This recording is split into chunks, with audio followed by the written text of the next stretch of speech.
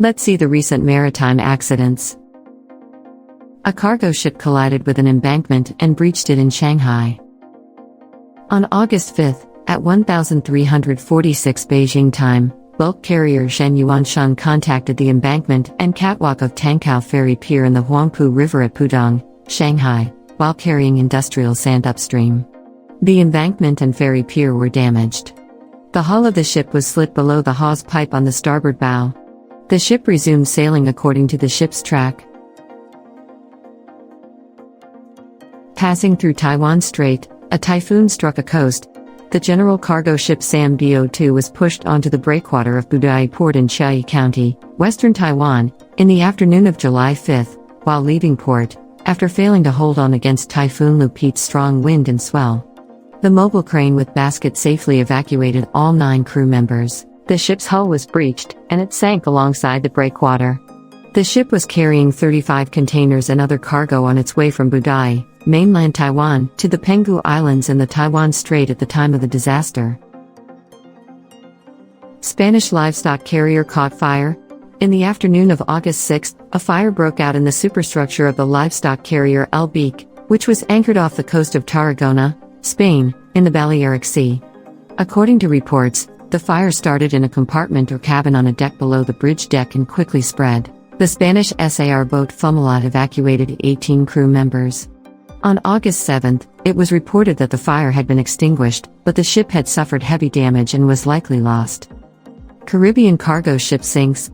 On August 7, the general cargo ship St. Providence reported a flooded engine room in the Caribbean about 130 nautical miles northwest of Barranquilla, Colombia, while en route from Barranquilla to San Andreas. The crew was either left or leaving the ship, with a container ship Luna Marsk nearby, either picking up crew or on standby.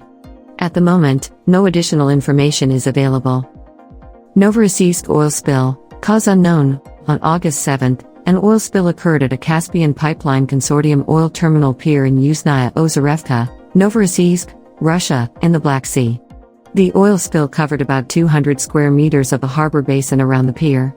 The tanker was identified as the Greek Suezmax Minerva Symphony in the most recent updates on August 9. Whether the tanker was at fault or not, it is highly likely that the tanker will be blamed for the accident.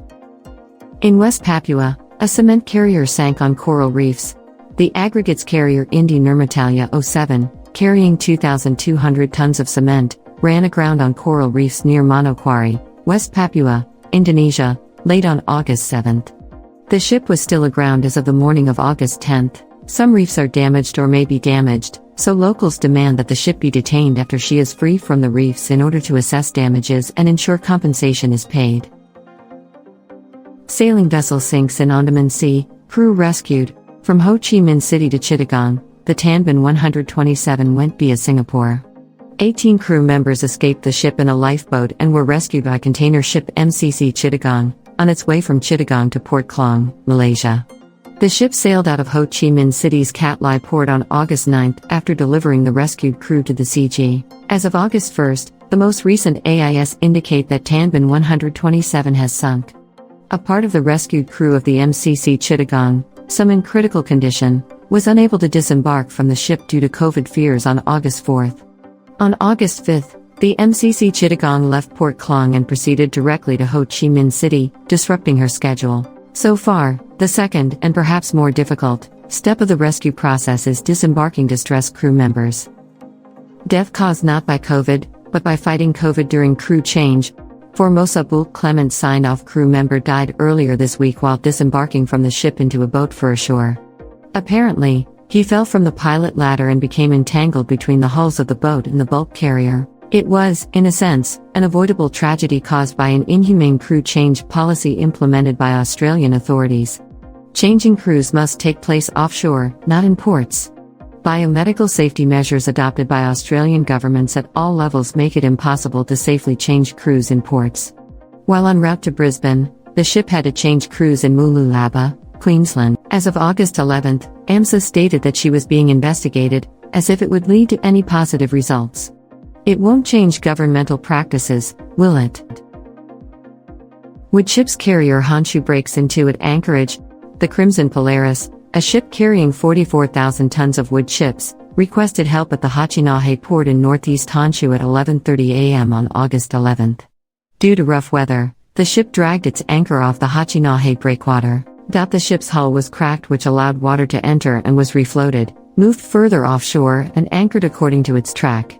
The ship's 21 crew members were evacuated by helicopter, although it is not apparent that there is an immediate danger to the Chinese Filipino crew. On August 11, 2350 Tokyo time, the ship was still anchored with a JCG ship nearby. At 8 a.m. on August 10, the Crimson Polaris arrived in Hachinahe.